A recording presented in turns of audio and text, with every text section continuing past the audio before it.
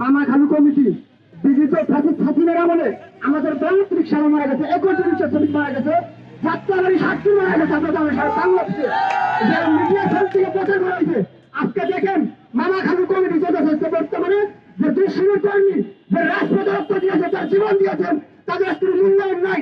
আজকে 5ই আগস্টের নেতা জহির রায়হানকে পার্বত্য সভাপতি করা হয়েছে, তার ভিত্তি আমি সাংগঠনিক আমার কোনো পদক্ষেপ নেই, যুগ্ম আহ্বায়ক যিনি সদস্য দিন তারা পদক্ষেপ নেবে ভারপ্রাপ্ত সভাপতি হিসাবে আমি নিন্দা জানাচ্ছি।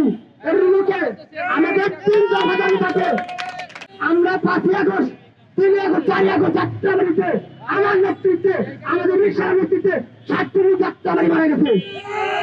আমাদের পল্টন পানীয় সামনে আমার ভাই কামাল ভাই দুর্বৃত্ত হয়েছে, আমার ভাই রামপুরা রিক্সা চালক শহীদুল দুর্বৃত্ত হয়ে মারা গেছে।